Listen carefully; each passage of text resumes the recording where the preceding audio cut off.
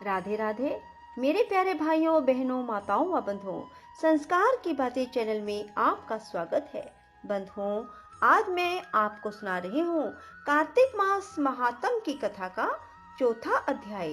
बंधुओं, कार्तिक मास में स्नान, दान, दीपदान, मंदिर में झाड़ू लगाना, तुलसी पूजा करना, मंदिर में स्वस्तिक बनाना, ध्वजारोहण करना, पीपल वृक्ष की पूजा करना, भगवान के सामने नृत्य करना, गौशाला की परिक्रमा करना और गौशाला में दीपक लगाना, इन सब का बहुत अधिक महत्व है। जो मनुष्य भी कार्तिक मास में मंदिर में जाकर झाड़ू लगाते हैं, उनके महापातक का नाश हो जाता है और वे जीवन मुक्त हो जाते हैं। जो मनुष्य कार्तिक मास में तुलसी के वन की पालना करते हैं, वह फिर इस संसार में आकर जन्म नहीं लेते हैं। जो मनुष्य कार्तिक मास में दीपमाला करते हैं, उनके घर में कभी भी धन का अभाव नहीं रहता है। जो मनुष्य कार्तिक मास में शिव की आराधना करते हैं, उनकी दरिद्रता का निवारण हो जाता है, अर्थात उन्हें धन लाभ होता है। उनके घर में लक्ष्मी जी का स्थायी वास रहता है।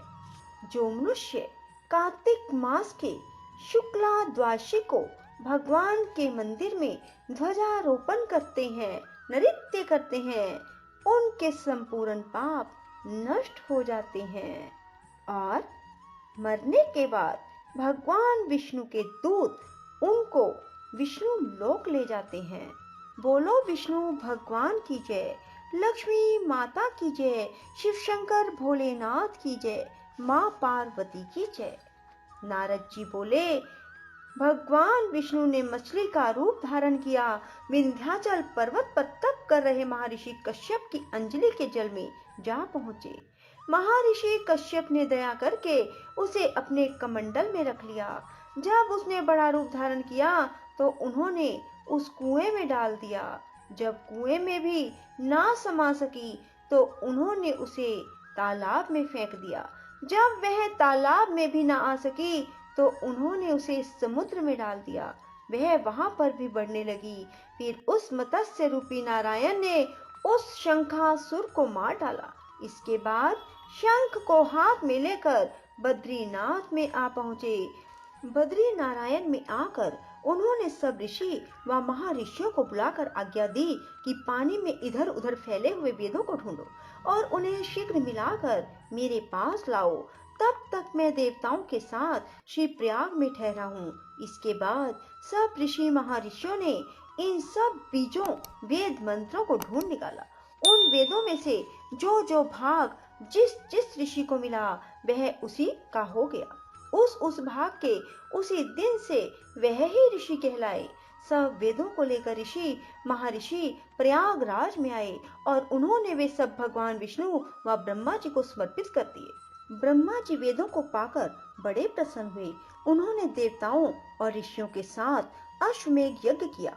यज्ञ के अंत में देवता, गंधर्व, यक्ष, नाग भगवान विष्णु को दंडवत करके प्रार्थना करने लगे। देवताओं ने कहा, हे देव, हे जगन्नाथ, हे प्रभु, हमारी प्रार्थना सुनिए। हम लोगों के हर्ष का समय है, इसलिए आप हमें वरदान दीजिए। नष्ट हुए वेद उन्हें श्री ब्रह्मा जी को प्राप्त हो गए। हे लक्ष्मीपते, आपकी अनुकंपा से हम देवताओं को यक्ष का भाग भी मिला है। यह स्थान आपके प्रसाद से आज पृथ्वी भर में सर्व प्रधान, पुण्य को बढ़ाने वाला, मुक्ति तथा भक्ति को प्रदान करने वाला हो, ब्रह्म हत्या आदि पापों का नाश करने वाला, परम पवित्र और अक्षय फल देने वाला हो। यह वरदान हमें दीजिए।